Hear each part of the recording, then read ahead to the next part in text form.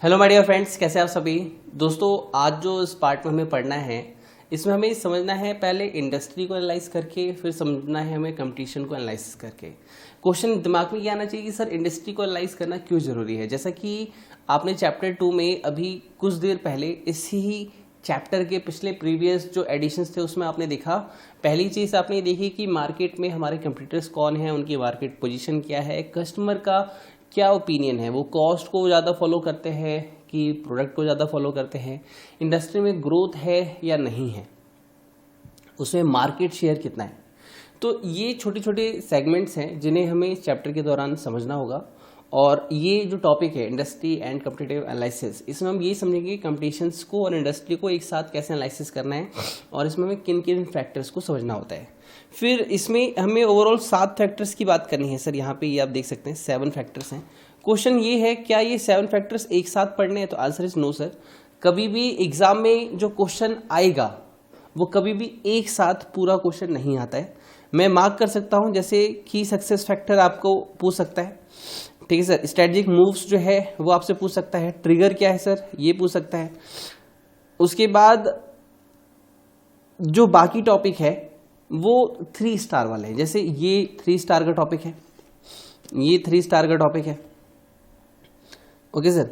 उसके बाद ये पूछो तो ये 2 स्टार का टॉपिक है और ये 1 स्टार का टॉपिक है।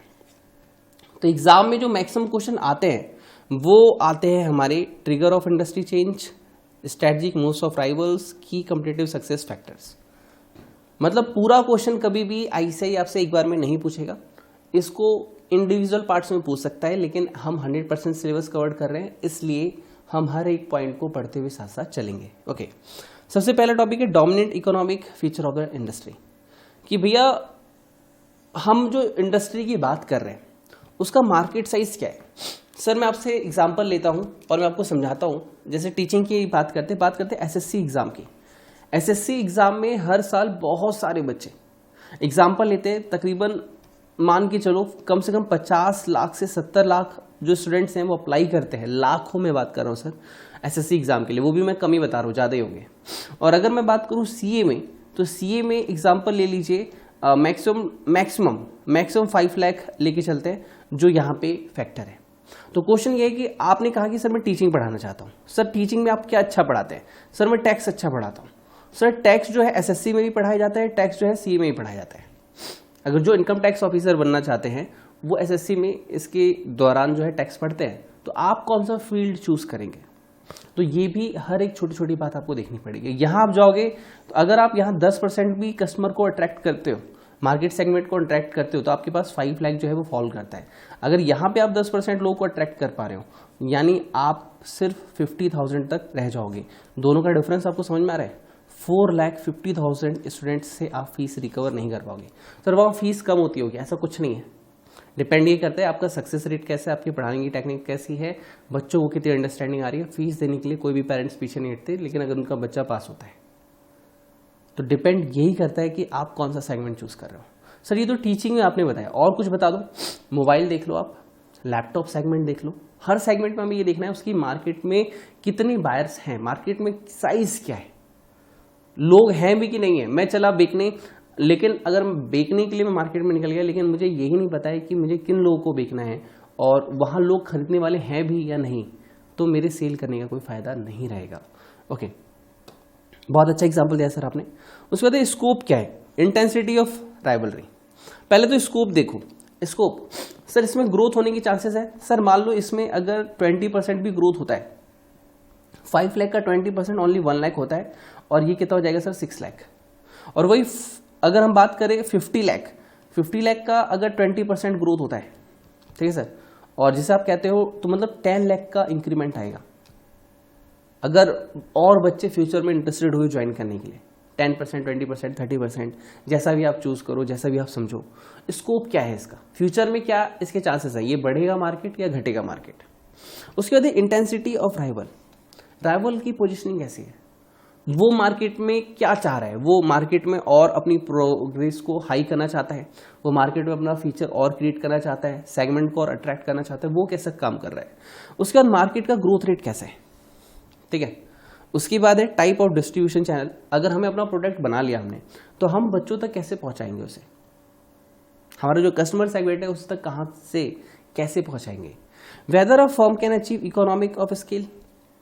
अगर हमने मान लो चलो ठीक है, हमने अपना प्रोडक्ट जो है वहां पे सेल करना स्टार्ट किया, तो क्या हम उसे एक इकोनॉमिक ऑफ स्केल दे पाएंगे, हम अपनी कॉस्ट की रिकवरी करके प्रॉफिट कमा पाएंगे। उसके बाद fix cost required to enter industry. Sir teaching में फिक्स कॉस्ट क्या होती है? देखो मैं आपको एग्जांपल देता हूं। अगर मान लो किसी को टीचिंग इंडस्ट्री स्टार्ट करनी है,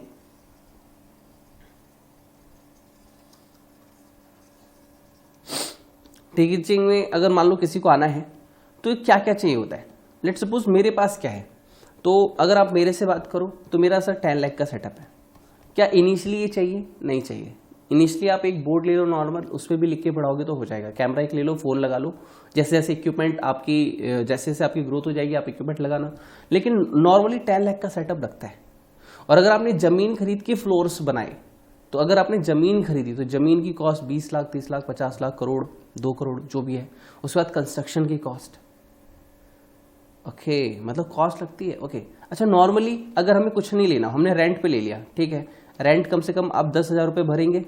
ओके उसके बाद आपका फ़ोन वगैरह या कैमरा वगैरह चाहिए, तो अराउंड 20,000 का कैमरा होगा आपका। उसके बाद एक प्रॉपर माइक लेंगे, जैसे मेरा सिर्फ माइक 25,000 का है। और मतलब जैसा भी जिसकी रिक्वायरमेंट हो, कुछ लोग बोया के माइक्स नॉर्मल यूज़ कर लेते हैं, चलो वो ले लिया, ठीक है। तो बात कर ली, फिर भी आपको 50,000 का लगभग बजट रखना पड़ेगा अपना स्टार्ट करने के लिए। सर ये बच्चों वाले एग्जाम्पल मत दो, हमें ना ऐसे एग्जाम्पल दो जो बड़े लेवल के होते हैं। बड़े लेवल के क्या होते हैं? ऑटोमोबाइल होता है, चलो सर कार बनाने चलते हैं। और बताओ सर, हम ना कार खरीद लेंगे और नॉर्मल बना लेंगे। एक कार तो बनाने के लिए बना लोगे, लेकिन जब डिमांड आएगी 1 लाख कार की, 1,000 कार की, 10,000 कार की, तो you have to establish a factory जहां करोड़ों में खर्च आएगा, 50 करोड़, 100 करोड़, 200 करोड़, डिपेंड कैसा फैक्ट्री आप क्रिएट कर रहे हो। Profit level of the industry ऐसा तो नहीं है। जैसे मैं अभी मैकडोनल्ड की मूवी एक देख रहा था, ठीक है सर, द फाउंडर्स करके। उसमें मैंने देखा कि इनका एग्रीमेंट हुआ था रे के साथ। ये मैक जो थे वो 2 भाई थे अलग, इनका रे के साथ एग्रीमेंट हुआ था कि हम आपको टर्नओवर का 1.5% देंगे, सॉरी 1.4% देंगे। लेकिन इस बंदे का जो खर्चा आ रहा था, इसने जो फ्रेंचाइजी खोली, उस मतलब फ्रेंचाइजी का जो उसने ब्रांचेस वगैरह खोली, उसका खर्चा आ रहा था 1.8%। तो ये 0.4% लॉस में जा रहा था हर फ्रेंचाइजी पे। तो क्वेश्चन ये है, आप ग्रोथ करना चाहते हो, आप क्रिएट करना चाहते हो, लेकिन उस मार्केट में सब कुछ है भी या नहीं है, इस बात का ध्यान देना पड़ेगा, ठीक है। इन छोटी छोटी बातों को आपको टाइम टू टाइम देखना होगा कि प्रॉफिट भी है या नहीं है। आपने सब कुछ करना स्टार्ट कर दिया, आपने सब कुछ ट्राई किया, आपने सब कुछ सोचा कि ऐसे हो जाएगा वैसे हो जाएगा, लेकिन कुछ नहीं हुआ, तो आपको प्रॉफिट फैक्टर सोच के चलना पड़ेगा। देखो एक बुक पढ़ रहा था द पर्सनल एमबीए, उसमें फर्स्ट चैप्टर में ही है वैल्यू एडिशन की टॉपिक में कि आप लेट सपोज उसने अपना एग्जांपल दिया कि मैंने आपको बुक बना के दी, डिस्ट्रीब्यूशन करवाया, प्रिंटिंग करवाई, इसकी टाइपिंग करवाई, इसको मैंने खुद टाइम स्पेंड किया, लेकिन अगर ये आप तक पहुंचेगी नहीं तो मेरा प्रॉफिट जनरेट कैसे होगा। और प्रॉफिट तभी आएगा जब आपकी कॉस्ट की रिकवरी होगी। तो आप किसी भी इंडस्ट्री में जा रहे हो, आप पहले ये देख लो आप कॉस्ट कर पाओगे कि नहीं कर पाओगे इनकट। लेट सपोज मेरा सिर्फ एस्टैब्लिशमेंट, मतलब स्टूडियो का छोड़ दो, कंस्ट्रक्शन का छोड़ दो, लैंड छोड़ दो, इक्विपमेंट्स 10 लाख के हैं। मैंने जो पीसी बिल्ड कराया वो 4 लाख का है, i9 प्रोसेसर है उसका, ठीक है। उसके बाद उसमें ग्राफिक कार्ड, उसमें रैम, उसमें बहुत सारी चीज़ें लगती है। उसके बाद ये जहाँ पे मैं लिख रहा हूँ ये 1.5 लाख का है, ये जो कैमरा है 1.5 लाख का है, माइक, लाइट्स। तो दोस्त आप वो सेटअप क्रिएट करने में जो आप पैसा लगा रहे हो, क्या आप उसकी रिकवरी कर भी पाओगे? सर 1 महीने में कर लूंगा, कहना आसान है, करने में टाइम लगता है। तो वो यही कह रहा है कि dominant economic feature of the industry, कि आप जिस इंडस्ट्री में जा रहे हो, बात करने जा रहे हो, समझने जा रहे हो, देखने जा रहे हो, उसमें छोटी छोटी जो चीज़ें हैं उनको आपको समझना होगा। Okay cool. Now nature and strength of the competition. Nature and strength of the competition, sir ये क्या है? हम क्यों समझे नेचर को, हम क्यों समझे स्ट्रेंथ को? तो ये इसलिए समझना जरूरी है क्योंकि आप जहां जा रहे हो काम करने, now nature strength of the competition. Sir competition के नेचर को और स्ट्रेंथ को और कैसे समझे? तो चैप्टर 5 में एक टॉपिक आएगा 5 फोर्सेस मॉडल। वो आपको सिखाएगा कि कंपटीशन को कैसे एनालाइज किया जाता है, आप पे कंपटीशन का कितना प्रेशर है, उसे आप कैसे अंडरस्टैंड करोगे, वो हम वहां समझेंगे। लेकिन यहाँ पे एक थोड़ी सी अंडरस्टैंडिंग होना जरूरी है आपको कि strength of the competition. Let suppose आपने कहा कि मैं फ़ोन बनाने जाता हूँ, मैं रियलमी और एमआई की तरह, मतलब एमआई मार्केट सेगमेंट में, अभी मार्केट सेगमेंट जो कैप्चर है एमआई का बहुत हाई है, एप्पल का नहीं है। एप्पल का प्रॉफिट सेगमेंट ज़्यादा है क्योंकि वो डबल रेट चार्ज करते हैं, एमआई का नहीं है। ओके, बट एमआई का मार्केट सेगमेंट बहुत ज़्यादा है। अब आपने कहा सर मैं एक फ़ोन लॉन्च करना चाहता हूँ, ठीक है, क्या फ़ोन लॉन्च करूँ? आपने कहा मैं ग्रांड मस्ती फ़ोन लॉन्च करूँगा, ठीक है, कर दिया सर। अब एक बात बताओ, आपके पास लोग आ रहे हैं, ठीक है, लेकिन कितने लोग आप अट्रैक्ट कर पाओगे? सर ये डिपेंड करेगा सामने वाले की स्ट्रेंथ कितनी है। जब तक आपको उसकी वीकनेस का नहीं पता है, जब तक आपके प्रोडक्ट में वो वाली बात नहीं है जो सामने वाले को टक्कर दे पाए, कोई आपके पास नहीं आएगा। एक बार आ भी गया तो पीठ पीछे जाके आपकी बुराई करेगा कि आपके प्रोडक्ट में दम नहीं है। You have to work on it. शुरू के 3 साल, 4 साल, 5 साल आपको अपनी गलतियां सुधारने में समझना चाहिए। सर हम पहली बार लॉन्च करेंगे उसी में फैंटास्टिक। सर एक चीज़ सीखो, आप लाइफ टाइम फिक्स कर लो बिजनेस के अंदर। इनिशियली 5 ईयर आपको सिर्फ समझने में लग जाता है कि हो क्या रहा है जी। आप कितने भी अच्छे इंटेंशन से जाओ, गलतियां होंगी आपसे। इसलिए कहते हैं किसी ब्रांड को बनने में 5 से 10 साल लगते हैं। क्यों? क्योंकि शुरू के 2-3 साल तो आप सीख ही रहे होते हो काम होता कैसे है। That is nature and strength of the competition. It's essential to have a clear understanding of the competitive environment to devise a good strategy. Competitive pressure and nature of the competition of different industry different considerably, but since competition process works similarly, so a common analytical framework can be used to understand the nature and strength of the competitions. For the purpose of analyzing competition, the best tool available the 5 forces model. तो वही आप यहाँ पे लिख लो, chapter 5 में हम इसे deep में पढ़ेंगे। Okay, now my dear friend, हमें एक चीज यहां पे एमसीक्यू का क्वेश्चन निकल सकता है कि क्या जो कंपटीशन है हर इंडस्ट्री का सेम होता है? नहीं सर, हर इंडस्ट्री वाइज अलग होता है। अगर हम डॉक्टरी लेवल की बात करें उसका कंपटीशन लेवल अलग है। अगर हम बात करें टीचिंग की, उसका कंपटीशन लेवल अलग है। अगर आप बात करो टेलीकम्युनिकेशन सेक्टर, उसका कंपटीशन लेवल अलग है। हर बंदे का, हर इंडस्ट्री का, हर कंपटीशन का जो कंपटीशन लेवल होता है वो अलग होता है। आपको देखना पड़ेगा कि मैं जहां जा रहा हूं, जिस मार्केट में जा रहा हूं। अभी मैं कल बुक पढ़ रहा था पर्सनल एमबीए, उसमें एक बहुत अच्छी लाइन थी। उसने कहा कि जिस इंडस्ट्री में कंपटीशन है वहां की खास बात क्या है कि वहां मार्केट एग्जिस्ट करता है। जहां स्ट्रेंथ ज्यादा है, वहां जहां डेली अपडेट्स ज्यादा है, समझो कि वहां मार्केट भी ज्यादा है। You have a chance to explore yourself. Understand? Trigger of change. Trigger of change, यहां पे मैं आपको एग्जांपल दूंगा, मैकडी फास्ट डिलीवरी। ये एक्चुअली इंडिया में आके थोड़ा सा 10-5 मिनट आपको बर्गर के लिए लग जाता है, वो भी 10 मिनट 5 मिनट मैक्सिमम, अच्छे जगह, बहुत ज़्यादा रश ना हो तो और ज़्यादा कम समय लगेगा आपको।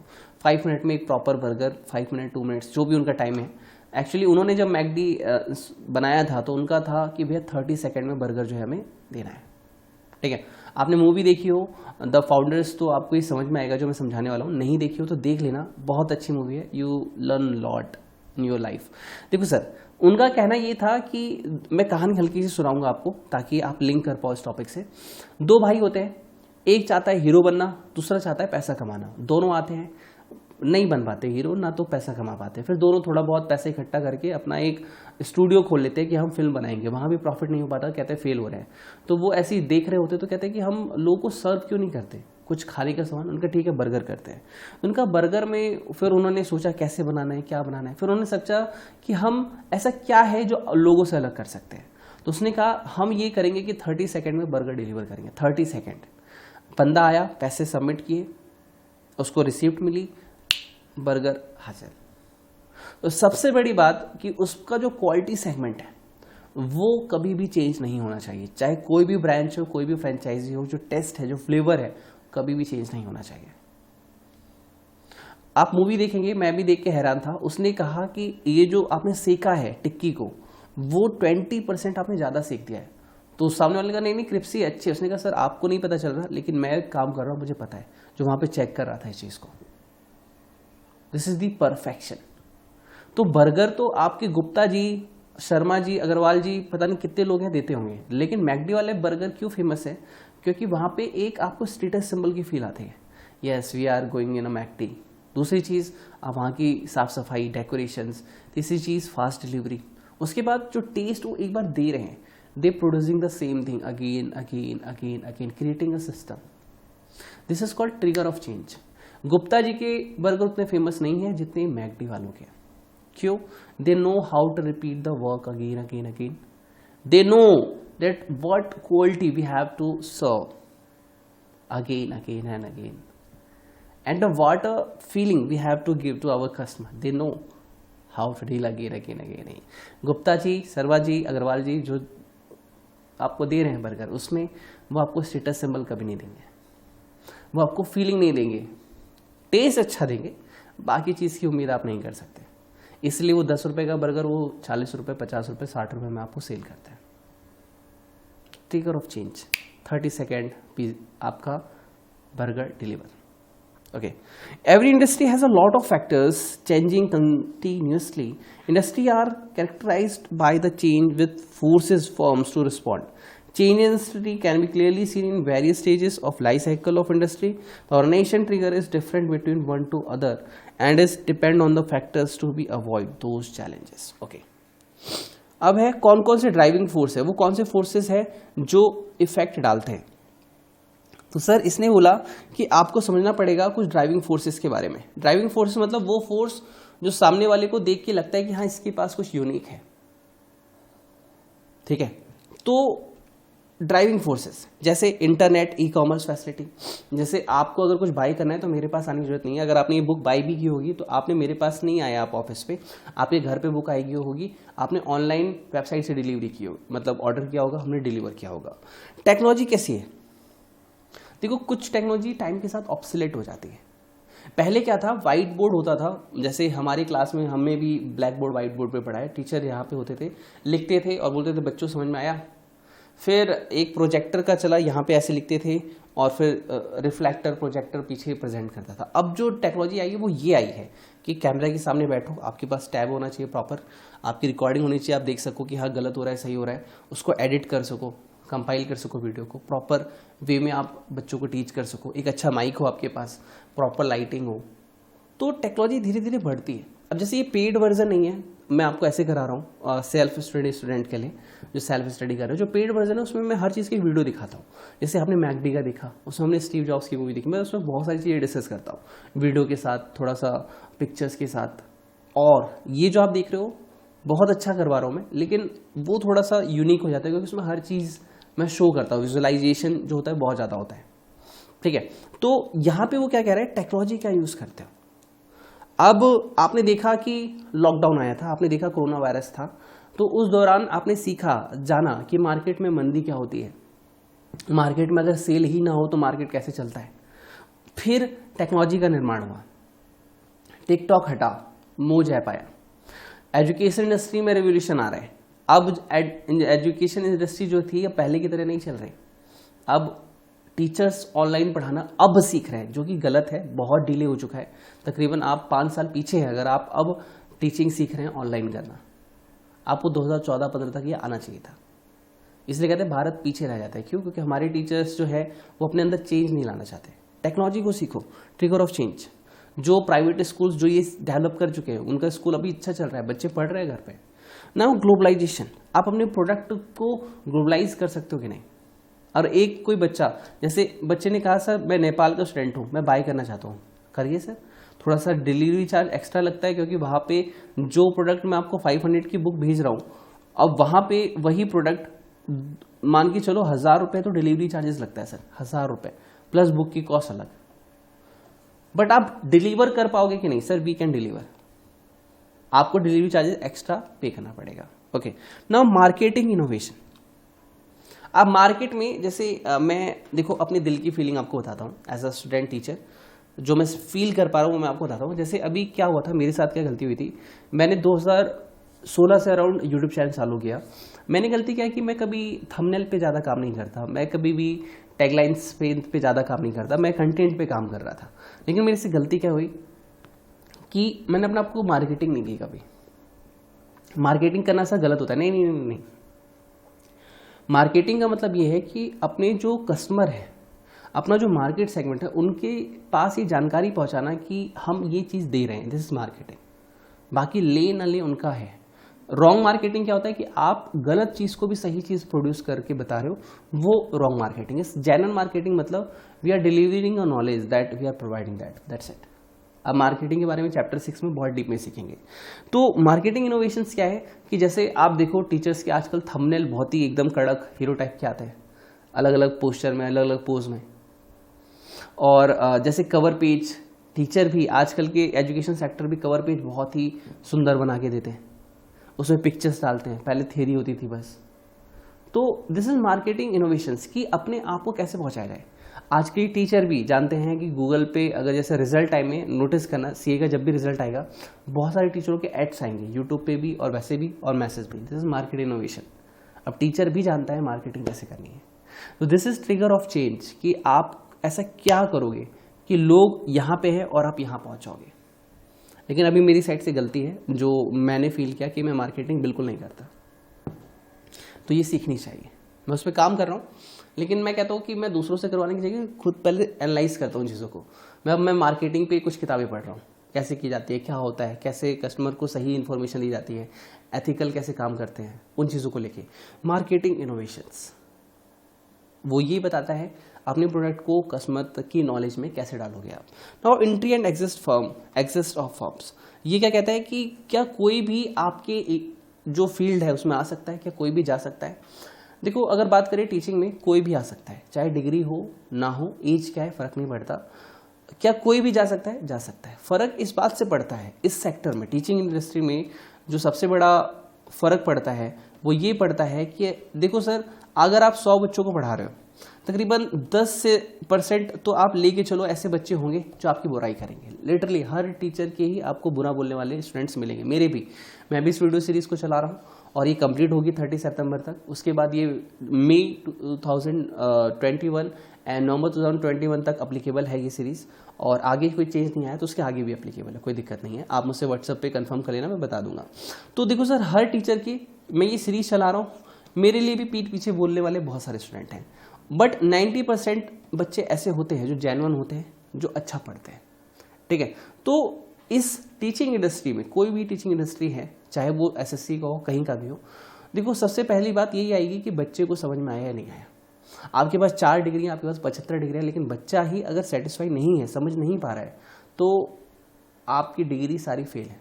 लेकिन आपके पास कोई भी डिग्री नहीं है, लेकिन you have a good communication skill, you have a great experience, you know how to deal your knowledge and provide to your students, and yes, उन्होंने जो सीखा वो उसको इजीली रिकॉल कर पा रहे हैं, रिवाइज कर पा रहे हैं, ऑब्वियसली आप ऊपर उठ जाएंगे। यहाँ एंट्री एंड एग्जिट बैरियर कम है, बहुत ही कम है, लेकिन हाँ कितना है, कैसे है, वो देखना पड़ता है। लेकिन वही अगर हम बात करें बैंकिंग सेक्टर की, तो बैंकिंग सेक्टर में एंट्री एंड एग्जिट आसान नहीं है, बहुत सारी आरबीआई की गाइडलाइंस होती है, फॉलो करना पड़ता है। तो हमें देखना पड़ेगा ये सारी चीज़ें कैसे काम करती हैं।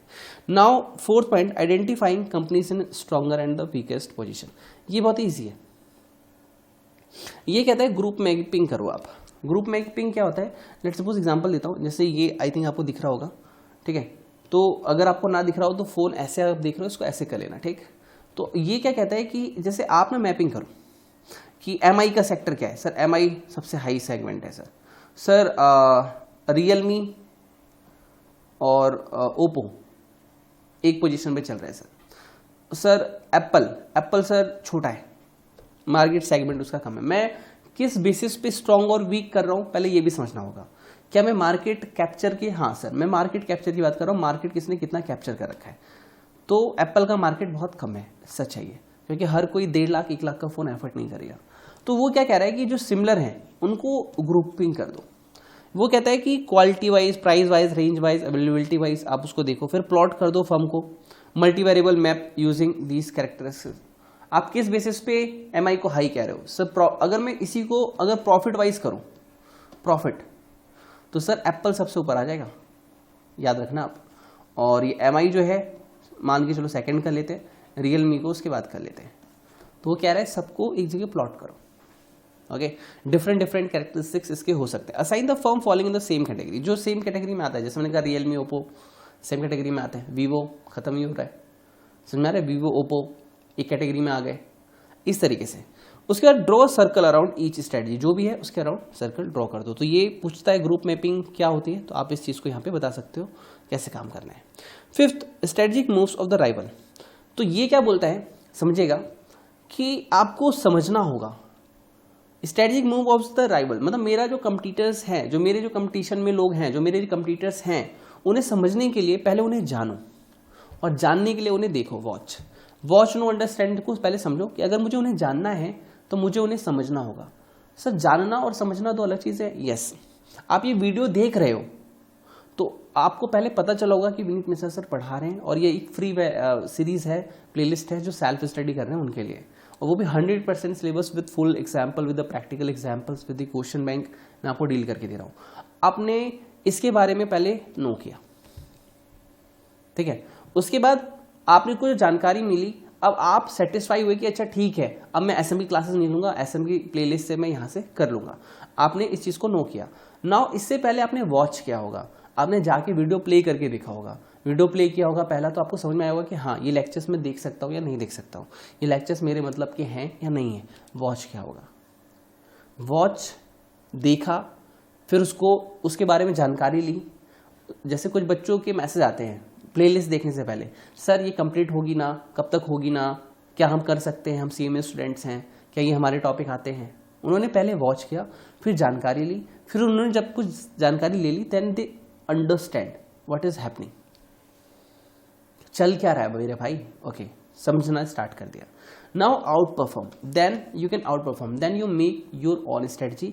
कि मैं देखो 2 टाइप के स्टूडेंट हैं, 3 टाइप के स्टूडेंट हैं। पहला जो रोज वीडियो आता है रोज देख लेते हैं, दूसरे बच्चे वो जो वीक में एक ही बार देखते हैं, सारे वीडियो एक साथ देख लेते हैं। थर्ड वो है जो वेट कर रहे हैं सीरीज खत्म होगी तब हम पहले वीडियो से लास्ट तक देखेंगे। Out perform, they make on strategy. अब इसे राइवल्स पे लगाओ। मेरा कोई कंपटीटर्स है, मुझे उसे समझना है, तो पहले उसके बारे में मुझे वॉच करना होगा कि वो कब क्या कैसे काम करता है, फिर उसके बारे में जानकारी इकट्ठा करनी होगी, अंडरस्टैंड करके फिर मैं अपनी स्ट्रेटजी आउट परफॉर्म करूंगा, ठीक।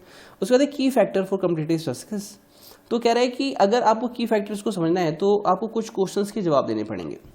On what basis customer choose between the competitive brands और सेलर, और व्हाट प्रोडक्ट और सर्विस फीचर्स आर क्रूशियल। कौन से फीचर्स हैं जो क्रूशियल है, ठीक है। जैसे मैं आपको एग्जांपल देता हूं, customer choose between competing brands और सेलर्स। अब जो MI है, MI क्या करता है, ये बेस्ट कॉस्ट लीडरशिप है। इस MI करता है बेस्ट कॉस्ट नहीं, best cost leadership strategy follow करता है। इसका मतलब क्या है, कम कॉस्ट में कॉस्ट कम आएगी और क्वालिटी ज्यादा होगी। वही अगर हम बात करें एप्पल की, तो एप्पल क्या कहता है कि भैया हमारी प्राइस भी ज्यादा है, क्वालिटी आपको और ज्यादा करके देंगे, ठीक है। उसके बाद what resources and competitive capability does a seller need to have to competitively successfully. कि अगर मान लो आपको कंपटीशन में बेस्ट बनना है, अब MI ऐसा क्या करे, क्वेश्चन है MI ऐसा क्या करे कि उसके पास ऐसे कौन से रिसोर्सेज हो कि वो एप्पल को बीट कर पाए। तो पहला क्वेश्चन है क्या वो ऐसा कर सकता है। सर होगा, लेकिन इतनी जल्दी नहीं, थोड़ा समय लगता है। देखो MI को ब्रांड बनानी होगी, MI को अपना स्टेटस सिंबल क्रिएट करना पड़ेगा। स्टेटस सिंबल एप्पल में और MI में सबसे बड़ा अंतर यह है कि MI का प्रोडक्ट लेके कोई स्टेटस सिंबल शो नहीं कर सकता। Apple is a status symbol. लोग स्टेटस सिंबल के लिए एप्पल खरीदते हैं, ना कि उसकी मैक्सिमम R&D के लिए। बहुत सारे फोन है अच्छे आ रहे हैं, लिटरली अच्छे आ रहे हैं, MI के भी अच्छे आ रहे हैं, लेकिन MI not for status symbol. जैसे मैं आपको एग्जांपल लेता हूं, नैनो कार। नैनो क्या है, नैनो की गलती क्या हुई, उसका स्टेटस सिंबल गलत हो गया। चीप कार, गरीबों की कार, सस्ती कार, टिकाऊ चलाऊ कार। तो इसलिए पहले देखो, कार लोग इंडिया में खरीदते हैं स्टेटस सिंबल को शो करने के लिए, that we have something, I have a car, I have a new car. अब 80,000 की बाइक आ रही है, 1 लाख की कार आ रही है। 1 लाख बोला, लेकिन कार पहुंच गई 1.5 लाख। तो फिर भी कहा कि चलो कोई नहीं, एक बुलेट की रेंज में आ जाएगी कार। लेकिन दिक्कत क्या हुई, उसकी ब्रांडिंग गलत हो गई। सोशल स्टेटस जो था कि कि we are purchasing a car to show our status symbol, it's not exist. क्यों? वो आपको एक गरीब इंसान शो करने लग गई, जैसे अरे यार नैनो ही तो है, गरीब वही कार, सस्ती कार, चीप कार। कार अच्छी थी, इतना बड़ा कॉन्सेप्ट दुनिया में कोई नहीं फॉलो कर पाया, लेकिन वो ब्रांड स्टेटस जो मेंटेन रखना था वो मिस हो गया।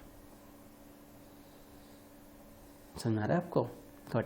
तो हमें ऐसा क्या करना पड़ेगा कि हम कंपटीशन में सक्सेसफुली कर पाए? हमें वो कौन से रिसोर्सेज अपने पास लाने पड़ेंगे? वो रिसोर्स स्टेटस सिंबल भी हो सकता है। वो रिसोर्स, अब मान लो अब आपने कहा सर हमें आप जैसा वीडियो बनाना है, कुछ बच्चे मैसेज करते हैं, मैं रिप्लाई नहीं करता, लेकिन पूछते हैं सर आप जैसा वीडियो बनाना है, बताओ हम क्या करें? तो पहली चीज़, आपके पास 10 लाख का बजट होना चाहिए। सर ये तो बहुत ज़्यादा है, तो ब्लैक बोर्ड लो, मार्कर लो, स्टार्ट हो जाओ।